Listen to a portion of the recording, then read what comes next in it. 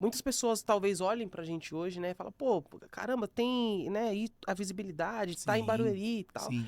mas não sabe que nós, na verdade, nós somos vencedores. O que nos torna vencedores é justamente ter saído de onde a gente saiu e chegar aqui, Exato, que pra exato. gente é 2 vezes mais difícil, né? E assim, negão, eu acho que é muito eu nasci em Budas Artes. Em Budas Artes. Você nasce em Budas Artes. Em Budas Artes é um pouco mais próximo daqui do que Itaquá. Exato. Eu nasci na Sul, em Budas Sim. Artes. Só que eu morava no Capão Redondo. Parque Santo Antônio, Eu região ali. morava no Jardim das Flores. Jardim das Ali Flores. no Perto do Irene. Aracati. Do Irene. Sabe o Irene? Sim, sim, sim. Então era Jardim das Rosas, na verdade. Sim. Então ali no Irene, eu morava. Assim, a minha casa era aqui e um córrego passava atrás da minha casa. Literalmente atrás, assim. Eu morava na margem de um córrego. Ah lá, Moisés Joquebede, nada a ver.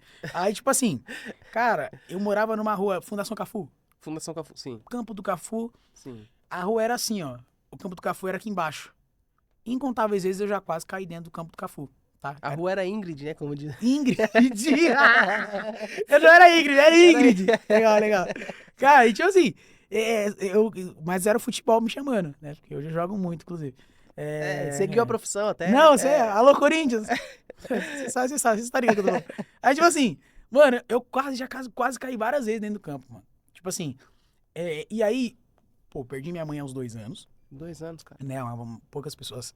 Assim, algumas pessoas sabem disso, quem me conhece sabe disso. Perdi minha mãe aos 2 anos e a gente teve que sair de lá. Aí você fala, você vai sair da favela, você vai pra um lugar melhor. Sim. Mano, eu fui pra Suzano. E, tipo assim, onde eu tava, tinha ali um asfalto, tinha uma parada ali legal. Onde eu fui morar, nego, não tinha nada. Mato de um lado, mato do Sim. outro, barro pra você sair. Se chovesse, você tinha que colocar uma sacola no seu pé Pra não. Sim. pra você não afundar, tá ligado? Então, tipo assim, eu fui morar nesse contexto. Então é o que você tá dizendo. Quando a gente sai, pra gente sair desse contexto, você tem que ser 2 ou 3 vezes melhor. Você não pode ser um aluno mediano, É. você não pode ser um, cara, um estudante de universitário de mediano, você tem que ser um cara exponencial, né? E quando essa exponencialidade, quando esse pensamento fora da caixa encontra com o querer de Deus, com a vontade de Deus, cara, aí não tem como, cara. Aí Deus te projeta nos lugares que Ele quer te colocar, que Ele quer te plantar, e é onde Deus planta, Deus rega, Deus cuida, Deus faz crescer. A gente vê isso muito na história de Davi, né? Que é um cara improvável, né? É um cara que na sua própria família ele era rejeitado, era o desprezado. E Deus parece que gosta dessa pegada, né? De ir no lugar mais improvável possível, pegar a Sim, pessoa cara. mais improvável possível e levantar essa pessoa. Cara, eu vejo porque assim, eu tenho uma frase no meu coração que ela é bizarra. Que Deus transforma deficiência em eficiência. Uau. Então, sempre que você encontra uma deficiência, Deus olha para essa deficiência não como um problema, Deus olha para essa deficiência como uma oportunidade. Por exemplo, você vê Davi. Davi, o texto explicita, ele era ruivo, ele era Uhum. pequeno, ele tinha todo um contexto para tirá-lo dessa evidência. E Deus usa exatamente esse contexto para fazer um contraste. Coloca um gigante e um menino muito pequeno para vencer esse gigante e dizer: não foi ele, foi a mão de Deus que fez. Por exemplo, você tem no contexto de juízes. Juízes, cara, negão, em juízes, você tem Eude, que é canhoto. Sim. E ele só passa pela guarda de Eglon com um punhal escondido. Por quê? Porque esse punhal, a revista de Eglon, era para destros. Então eles sempre revistavam os armamentos feitos para destros. Sim. E normalmente quem era canhoto naquela época era considerado deficiente. Ou seja, a deficiência dele fez ele acessar um lugar que ele não acessaria se ele não fosse deficiente.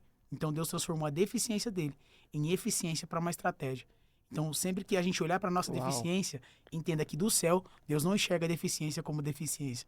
Deus enxerga a deficiência como eficiência. E a diferença de Uau. eficiência para deficiência é o quê? Uau. É a letra D. D, você tira só a letra D, Colocou o D, deficiência. deficiência. Tirou o D, eficiência. E isso é muito sobre decisão. Uau. Entende? Se você decidir ser eficiente, Deus tira o D e torna você eficiente. Cara, Deus tira aquilo que te limita e te torna eficiente. Agora, aí um contexto até um pouco polêmico, que é o que a gente estava conversando aqui antes da entrevista, né? A gente tem por exemplo, o contraste, né? Do cara simples, do cara que ele não é visto, o cara que não tem visibilidade, que é o menor da casa do pai dele. Uhum. E do outro lado, a gente tem um cara que ali, né, Golias, a gente pode colocar como exemplo aqui. Um Sim. cara grande, poderoso, visto, aplaudido e etc. Trazendo isso para os dias atuais, falando sobre pregadores famosos, né? Que, É loucura. É loucura. que hoje em dia a gente percebe que se o cara ele não tiver um Instagram que tem uma certa quantidade de seguidores, ou esse cara não for visto, ele não tem agenda, ele não é convidado para pregar nos lugares, nas Sim. igrejas, nos grandes congressos, né? É para pregar lá, é como se o critério fosse o cara ser um cara muito visto. E fazendo um comparativo com o Evangelho de Cristo, que pegou pescadores, pegou homens que alguns até a sociedade via como homens bandido, como quem, né, roubava, tirava o dinheiro do povo. Fazendo esse contraste, não bate. A conta não fecha, porque Sim. Jesus ele pegava pessoas assim que na sociedade, a escória da sociedade. E hoje as pessoas elas são escolhidas pela visibilidade. Qual é a sua visão acerca disso que acontece nos dias atuais? De você só ser relevante se você ter seguidores, se você for visto e ter nome. Se você não tem isso, você não serve. Cara, é muito sobre a legitimidade que as pessoas não procuram.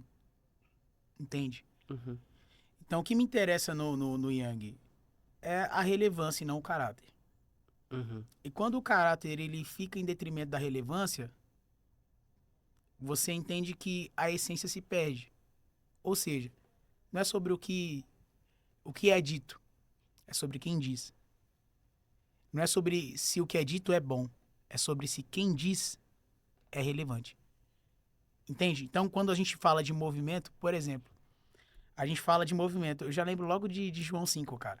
Joãozinho. Ó que top. Tem um monte de gente aqui, tem alguém que tá esperando o quê? O mover.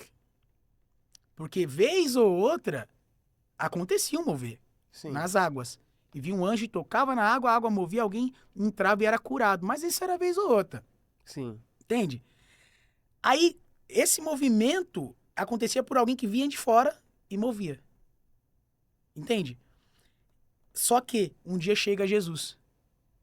E aí Jesus, ele não vem para mover. Ele vem trazendo virtude, unção e graça para curar. Então, quando você fala com o coxo, quando ele fala com o coxo, ele fala assim: você quer ficar são? Senhor, não tem ninguém para mover. Mas Hoje a não... pergunta não foi essa. Entende? Não tem pregador de fora, Jesus, hoje. Hoje não veio o fulano que ia ser contratado. Porque agora não é nem mais chamar, né? Agora é contratar. Assim a gente pode chamar. Não foi contratado ninguém para mover hoje. Jesus tá falando, você não tá entendendo. Não é sobre o movimento que vem de fora, é o que já tá acontecendo aqui. E eu tenho problema, nego, com o movimento. Tem problema com o movimento? Eu tenho problema com esses movimentos cristãos que estão nascendo. Por quê? Porque o movimento, ele entende que precisa vir alguém de fora para mover. Uau. Entende? São Uau. pastores que criam movimentos nas suas igrejas. Tem pastor na igreja, nego, que ele não prega na igreja mais. O pastor não prega, quem prega é quem vem de fora. Peraí, então quem alimenta o teu pasto é um pastor que vem de fora? Então você já perdeu a sua igreja, a igreja não é mais sua. Não é mais sua. Se a igreja precisa de que alguém de fora venha para reafirmar uma verdade bíblica que pode sair da sua boca, então quer dizer que essa igreja já não é mais sua. É de todo mundo que vem de fora, mas você não tem pastoreio ali. Não tem, Você exato. não é pastor ali. Você tem que colocar e, tipo, o culto só enche se vier os Só vai lotar, vou fazer uma campanha aqui de 12 dias. 12 dias pra 12 meses de vitória. Para 12 meses de vitória. Eu acho top. A ideia é Sim, legal. sim. A Debray, Janeiro Profético, top. Amo meu Bispão, bispo. top. Tá maluco. Só que assim, eu vou ter que trazer alguém pra igreja encher. Eu vou ter que trazer algum pastor de fora, porque ele vai trazer algo que a minha igreja não tem. Como assim? Então a igreja só vai lotar se eu trouxer o fulano de tal que tem uma relevância. Tá. Não é sobre isso. É sobre entender. Ele tá vindo de fora. Mas o que ele tá trazendo vai agregar com o que já tem. Tem que Exato. agregar. Não tem que Exato. resolver. Eu não chamo ninguém pra resolver. Eu chamo pra agregar. Pra agregar, sim. Entende? Então, se aqui não houver movimento, já dentro do movimento que eu tô criando, quem vem de fora pra mover, querido, Você fica dependendo de quem vem de fora. Você não sabe a vida, você não sabe a trajetória, você não sabe se ele tem pastor, porque agora não precisa mais ter pastor para ser pregador, né? E isso aí ninguém quer falar sobre isso, mas eu não acredito em ovelha sem pastor, né? Ovelha sem pastor, para mim, na verdade, é bode, né? É ovelha perdida. Não tem problema, né? Tem que ter pastor, mano. Não, Tem que ter pastor. e uma ovelha perdida faz a outra se perder, né? Eu creio que é sobre isso. Uma ovelha perdida faz a outra se perder. Uma ovelha perdida faz a outra se perder, né? E ovelha não tem visão sem pastor. Ovelha não tem visão sem pastor. Se a Sim. ovelha não tem pastor, ela não tem visão. Se a ovelha não tem visão, não tem direção. Tem gente que tá crescendo com muita velocidade, Yang. Mas não tem direção. Não tem direção. E aí não é sobre a velocidade que a ovelha se move. É sobre a direção que o pastor guia ela. É sobre a direção que o pastor dá. Salmos 23. O Senhor é meu pastor e nada me Faltará. deitar-me faz. Em verdes pastos. Ó que loucura. Deitar-me faz em quê? Verdes pastos. O que a ovelha procura? Deitar em verdes pastos. Você entende que para ele deitar, o verbo tá no imperativo. Sim. Deitar-me faz. Não é deitar-me convida. Deitar-me me sugere. Não. Deitar-me Deitar-me faz. Fazer deitar é para. É. Deita. Eu tô mandando você deitar. Eu faço você deitar. Vai deitar aonde? No pasto verdejante. Ué. Então quer dizer que o pasto verdejante que eu tanto procuro já estava debaixo dos meus pés?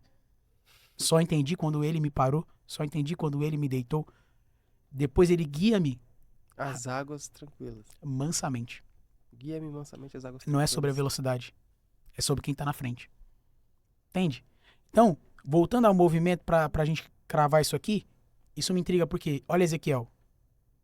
Ezequiel tá pregando, foi levado pela mão do Senhor a um vale muito cheio de ossos e eles estavam secos.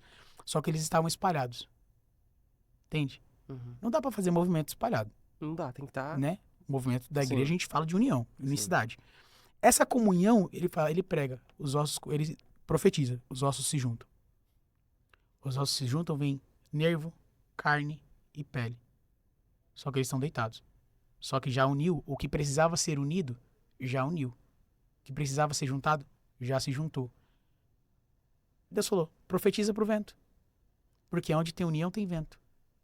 Então não é quem vem de fora que vai trazer o vento. Peguei já. Entende? Sim. Você vai chegar e o vento já tá soprando. Sim. Na verdade, o vento abençoa quem tá.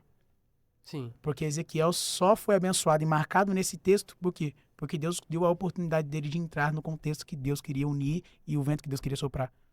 Então, pregadores de todo o Brasil, falo isso com muito carinho, é uma honra para nós, Yang, ser boca de Deus onde Deus uniu uma igreja e onde Deus soprou o seu vento. Não sou eu que levo o vento, eu vou testemunhar. Nós somos testemunhas do que Deus está fazendo na sua igreja. Não sou eu que provoco nada. É Deus que fala através de mim e provoca o vento. Eu vou presenciar e testemunhar o que Deus já faz na igreja.